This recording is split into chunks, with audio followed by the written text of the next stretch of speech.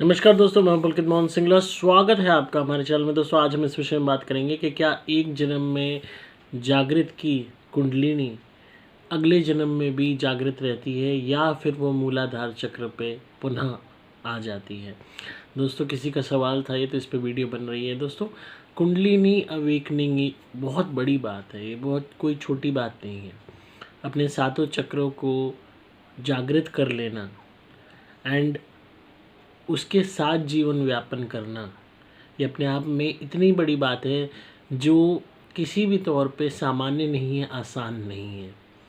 बहुत से लोग इस भ्रम में जीते हैं कि उन्होंने कुंडलिनी जागृत कर ली है, उनके सातों चक्र जागृत हो चुके हैं, पर उनमें कहीं ना कहीं कोई ना कोई कमी हो जाती है या रह जाती है, या सातों चक्र जागृत नहीं होते।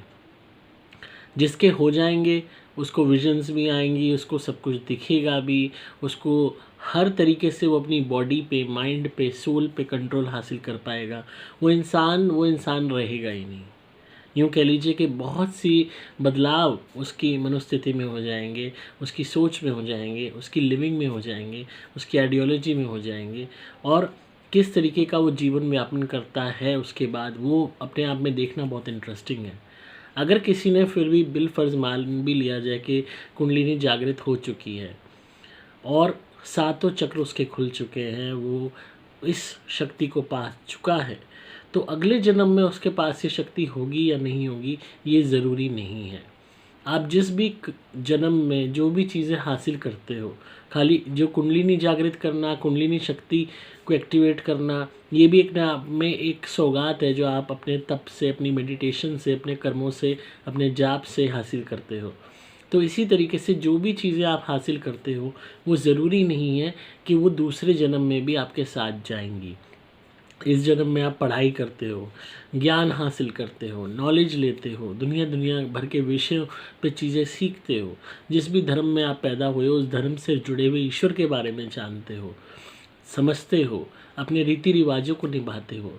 और अगर आपका अगला जन्म, सपोज इस जन्म में आप हिंदू हो, आप अपने भगवान को मान रहे हो, और अगले जन्म में आपकी आत्मा को शरीर मिलता है और एक आप किसी दूसरे धर्म में पहुंच जाते हो, उस फैमिली में आपका जन्म होता है, तो आपकी सोल के लिए बिल्कुल ही एक नई ज़िंदगी होगी, एक नई लाइफ होगी। वहाँ वो अपने नए धर्म को जानेगी, समझेगी, उसको ही सब कुछ मानेगी।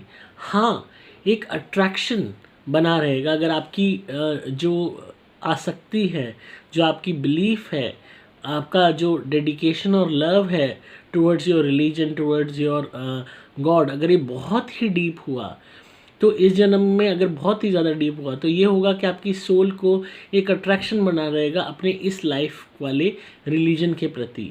एक एग्जाम्पल के तौर पे समझा रहा हूँ आपको कि सपोज़ हिंदू के आप हो इस जन्म में, अगले जन्म में आप किसी और रिलीजन में पहुँचते हो, तो भी आपका एक अट्रैक्शन हिंदू गॉड्स, देवी देवता, मंदिर के प्रति नेचुरली फ्रॉम बर्थ होगा। आपका मन करेगा वहाँ जाने का, आपका मन करे। ऐसे बहुत से अंग्रेज़ हैं जिन्होंने हिंदू धर्म अपना लिया, कहीं ना कहीं उस नॉलेज और बिलीफ जिसमें वो पैदा हुए, जो उन्होंने सीखा, उसके बावजूद उनका एक अट्रैक्शन बना towards Hindu religion, towards belief of Hindu religion, towards everything जो भी धर्म में हमारे कहा गया है। तो इसी तरीके से अगर कुंडलिनी आपकी जागृत इस जन्म में हो जाती है, या कोई सा भी चक्र आपका जागृत हो जाता है, क्योंकि ये एक चीज़ कितनी डीप में आप पहुंच चुके हो ये बहुत ज़्यादा मायने रखता है। किस स्टेज पे आप पहुंच चुके हो ये बहुत ज़्यादा मायने रखता है। क्या उस जागृत अवस्था के बाद आपने कोई भलाई के काम करे हैं? क्या आपने वो जागृत हमेशा ही रही है, टिल योर लाइफ, जब तक आपने आखिरी सांस ली है? ये ऐसी चीज़ें हैं जो हमेशा जागृत नहीं रहती। एक बारी जागृत हुई तो ये नहीं है कि परमानेंट कांस्टेंट है, जागृत ही रहेगी। ये दोबारा पुनः ये चक्र ऐसे है, up and down, up and down. जिस तरीके से आप कोई डैक चलाते हो, म्यूज़िक चलाते हो, उसमें आप देखते हो बीट्स ऊपर जाती नीचे, ऊपर जाती नीचे। इसी तरीके से जब ये आप चीज़ें जागृत करते हो, अपने सातों चक्र को जागृत करते हो, तो ये परमानेंटली जागृत नहीं रहते। इनको हमेशा जागृत करने के लिए आपको रेगुलर बेसिस पे मेडिटेशन करना होता है, अपना आहार बदलना होता है, एक जीवन ही अलग तरीके से जीना होता है। एंड ये कहते हैं ना कि कोई भी इंसान के लिए अमीर बनना बहुत आसान है, पर उस अमीरी को मेंटेन करना ही सबसे बड़ा मुश्किल टास्क है। इसी तरीके से आध्यात्मिक तौर पे अगर आप अमीर बन रहे हो, कुंडलिनी जागृत कर रहे हो, स्पिरिचुअलिटी में जा रहे हो, डीप लेवल पे मेडिटेशन कर रहे हो, तो ये सिर्फ एक बारी अचीव करने वाला गेम नहीं है। आपको बार बार उसी लेवल पे बने रहने के लिए कॉन्स्टेंटली मेहनत करते रहनी होती है, नहीं तो इसी जन्म में ही कुंडलिनी जागृत हुई हुई भी वापस मूलाधार चक्र पे वापस आ जाएगी। रही बात अगले जन्म की, तो अगले जन्म में वो जागृत नहीं रहेगी। इसी जन्म में जागृत अगर आपने कर ली तो इसका मतलब ये नहीं है कि अगले जन्म में भी आपको जागृत अवस्था में ही आपका जन्म होगा, ऐसा नहीं है। बस हाँ, आपका अट्रैक्शन इन चीज़ों के प्रति ज़्यादा रहेगा। और अगर आप नेक्स्ट लाइफ में भी कुंडलिनी जागृत करते हो तो वो बहुत आसानी से और जल्दी हो जाएगी, क्योंकि आपकी सोल इन चीज़ों को एक्सपीरियंस कर चुकी है, इन पड़ावों को पार कर चुकी है। तो सोल कुछ चीज़ें ऐसी होती हैं जो स्पिरिचुअल लेवल की बात अगर हम करें, आध्यात्मिक लेवल की बात करें, तो वो चीज़ें अपने साथ कैरी करती है। आपकी सोच है अहिंसा की, कि हमने किसी के साथ बुरा नहीं करना, हमने किसी के साथ झगड़ा नहीं करना, किसी का हमें नुकसान नहीं करना, किसी को मारना नहीं है, हमने किसी को धोखा नहीं देना, हमने जानवरों का मांसाहार नहीं करना। और ये सोच आपकी इतनी डीप पहुंच चुकी है कि जिसका कोई वो नहीं, आपकी आत्मा में विद्यमान हो चुकी है। तो उसके बाद अगर अगले जन्म में आपकी मेमोरी वॉश आउट भी हो जाती है, जो सबकी होती है पास्ट लाइफ की, तो भी आपके अंदर ये अनुभूति जो इतनी deep, it has been seeded within you, तो इतनी डीप पहुंच चुकी है कि अगर आप फॉर एग्जांपल आप अमेरिका में पैदा हुए, आप अंग्रेज़ बने, लंदन में पैदा हुए, तो भी आपके अंदर शुरू से डिसलाइकिंग आपकी सोल महसूस करेगी टूवर्ड्स नॉन वेज। आपकी सोल डिसलाइकिंग अपनी बताएगी टूवर्ड्स फाइट, कि मुझे लड़ना नहीं है, मुझे अहिंसा मेरे लिए सबसे बेस्ट है। तो अपने आप ही नेचुरली आप देखेंगे, आज बच्चे हैं, बहुत ऐसी फैमिलीज़ हैं जहाँ नॉनवेज बनता है बहुत ज़्यादा, तब भी बच्चा शुरू से ही उसके प्रति डिसलाइकिंग रखता है, उसको देखते ही घिन आती है। तो उसको किसी ने नहीं सिखाया, पर नेचुरली उसके अंदर ये चीज़ है। तो इस तरीके से जो बहुत बेसिक चीज़ें, बहुत ऐसी चीज़ें जो आत्मा इस हद तक अपने अंदर डीपली इन्वॉल्व कर लेती है, उनको नहीं जाने देती, नेक्स्ट लाइफ में भी उसकी अनुभूति रहती है।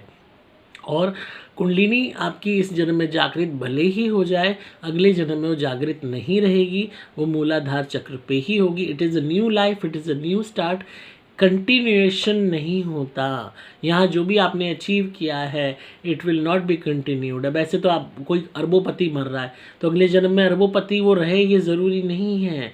उसको जो सिचुएशन मिलेगी, जो फैमिली मिलेगी, जो सर्कमस्टांसेस मिलेंगे, again will depend on his Karma, क्या कर्म वो करके जा रहा है। इसी तरीके से जो आप आध्यात्मिक उन्नति करते हो, उससे आपकी आत्मा को शक्ति प्रदान होती है, आपका एक जुड़ाव ईश्वर के प्रति जुड़ता है। नेक्स्ट लाइफ में आपका नेक्स्ट रिलीजन हो सकता है, नेक्स्ट धर्म हो सकता है आप एथिस्ट हो, तो भी आपके अंदर एक स्पिरिचुअल अवेकनिंग होगी, तो भी एक मेडिटेटिव स्टेट माइंड होगा, तो भी आपकी अगर एक मिनट के लिए आप मेडिटेशन की तरफ आपका अट्रैक्शन बढ़ता है नेक्स्ट लाइफ में, तो आपके लिए कुंडलिनी जागृत करना बहुत आसान हो जाएगा, क्योंकि आपकी सोल वो सब कर चुकी है। पर जागृत ही मिलेगी ऐसा नहीं है, हर जिंदगी नई है, हर एक फ्रेश कैनवस है। With every new life you get this thing, and आपको बस उसको भरना होता है। अब आप उसे रंगों से भरते हो या आप उसको काली स्याही से पोत देते हो, या आपके ऊपर है। तो आई होप आपको आज की वीडियो पसंद आई होगी, और जिनका भी सवाल था उन्हें जवाब मिल गया होगा। तो इसी तरह सुनते रहिए, प्यार देते रहिए, सब्सक्राइब कीजिए चैनल को, ताकि आपको पारलौकिक और आध्यात्मिक दुनिया का ज्ञान मिलता रहे। अगर आप किसी भी नेगेटिविटी या भूत प्रेत ब्यादा या काले जादू या ब्लैक मैजिक से परेशान हैं, काम नहीं बनते हैं, तो आप मेरी धुनी ज़रूर मंगाइए। सुपर प्लैटिनम या सुपर स्पेशल एक्स्ट्रा, आप सुपर गोल्ड धुनी भी ट्राई कर सकते हैं, कमाल की है। जो भी आप जलाएंगे धुनी और मेरी, और उससे प्रार्थना करेंगे, आपके रुके हुए काम पूरे होंगे, नेगेटिविटी दूर होगी, नज़र हाय दूर होगी, काले जादू का काट ठीक कर देगी। अगर कोई प्रेत रोग है घर में, भूत प्रेत ब्यादा है, तो वो भी दूर होने लगेगी। आप मेरे द्वारा विमंत्रित कवच या लॉकेट भी धारण कर सकते हैं, सदैव आपकी रक्षा करेगा, ये कभी ख़राब नहीं होता।